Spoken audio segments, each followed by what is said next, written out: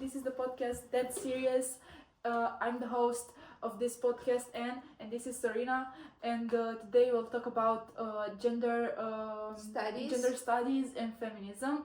Also, women in politics, and we will just go with the flow, I guess. Yeah, definitely. So let's start with a bit of history. Okay. When and how it was born, the term gender studies, what it is actually, because it started with feminism, but it evolved over time. So the definition is, it says that it explores how societies construct ideas of masculinity and femininity, not just biological sex. And gender... Like how you associate the gender with something. Like, you're a woman, you should cook, you should take care of the children, and you're a man, you should be strong, and... Also, the emotions you feel are super related to superimposed on you. How you're supposed to act in a society, and this was built over time. Like you act like a boy, girls like pink, blue is a color for boys, and shit like that. Yeah, that's how society taught us to think. Yeah, and also, like, you get a lot of hate if you act in a different manner than what is expected of you. Not in the sense that people are necessarily violent towards you, but there's definitely a lot of judgment, which you definitely feel growing up. I know I felt it. Being coined a tomboy always. And you were asked questions, maybe like, oh, are you a lesbian? Are you transgender or something? Yeah. It's not about this. Every time. It's not about this. Also, when did it become like a thing to just ask people about their sexuality or their gender? Like, why is that the first question you ask me?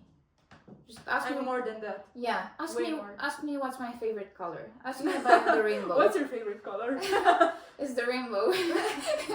I don't have a favorite color. I favor them all equally.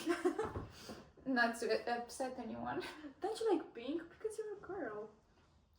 Now that you say that, now that I think about it, I'm gonna fall back into my little square where I'm supposed to be. I'm sorry, I try to escape it. See, you should not feel like that at all. Never, ever. Don't let anyone define you. Yeah, define you. Define your gender or your identity in any way, related or not to your gender. But yeah, that's been happening, and it happens a lot in politics. Yeah. What is expected. Also, women can't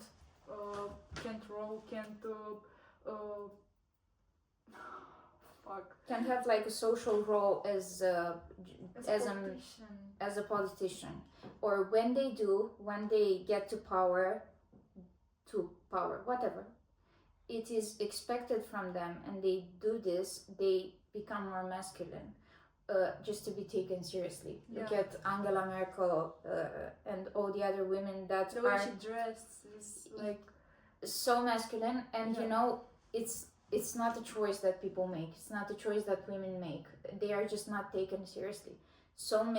I can think of so many times when just saying something just because of the way I look, people wouldn't actually listen to what I was saying, the words coming out of my mouth. They would be just like, that's nice, doll. Yeah, you're a girl. Yeah, calling someone popushik or shit like that, doll. Like, that's so demeaning, such a demeaning term. Yeah. And when you think about these women that worked so hard towards this, and they are treated this way, and they have to change their identity, their style. Also, they are intelligent women, but they are not valorized like that. They are just seen as a woman, as an object. Yeah, and they need to become performative, to put on a performance in order to be taken seriously.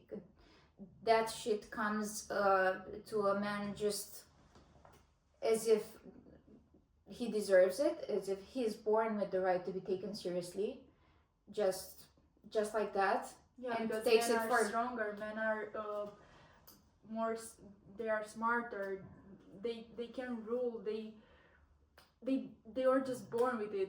and that's not. And they take it for granted. They never, some of them never even consider that other people have to work to get that acknowledgement that they already have. That they already have, that they never have to lift a finger for. And I think they are seen as more serious than women. Serious, yeah. And when they say something, people tend to actually listen to what they say, and the discussion around what they say actually surrounds what they say, whereas in media and stuff, it's more commented on what she wore to the press conference, how she presented herself, on the performance around the speech, but not the speech really. Yeah, and we are not talking about how a man dresses, because they just wear a tuxedo or something like that, and we expect women to wear, I don't know, dresses, because dresses are feminine, and when we see a woman wearing a suit or something, we see it as abnormal. Yeah. And we associate that with just manly energy and with seriousness. Yeah, I think that's because women used to wear pants, used to wear dresses or skirts, and they were not allowed to wear masculine clothes. Masculine coined clothes. Yeah. And as it shifted, like with the feminist movement, it definitely opened up a conversation, but it didn't fix any of the problems. Obviously, there isn't as much violence towards women. Feminism has made it illegal for people to act that way. In social. It's not really illegal, but it's. I mean, the manifestations of women hate are illegal. Yeah. But all the other stuff that isn't manifested, like judgment and all that stuff that still affects you in equal ways, is still very much there. And in politics, more than ever. Yeah. Unfortunately, yes. Yeah, and also, I think Mr. Jugo was talking about like the identity about privilege and less privilege based on how many add-ins are. So if you're a woman of color, I fucking hate that term of color because it just perpetuates the racism, but I guess we have to say in a way.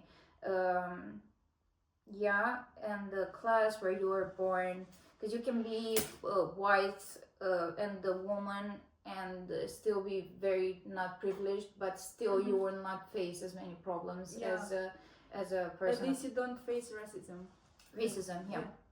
I mean, you can, in America, there's like white trash individuals that, which gets a lot of judgment because they were born and live poorly.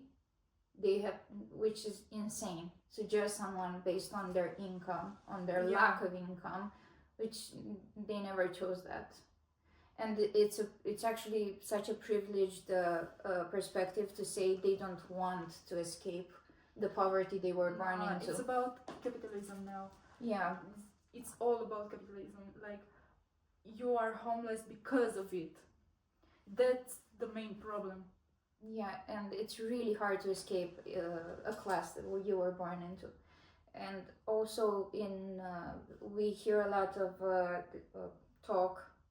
this type of talk around Romani people. And again, this very privileged perspective that they don't want to escape. Look at the way they act. It's actually a very privileged perspective to say, I do not want to fight today. Today I'm going to relax, and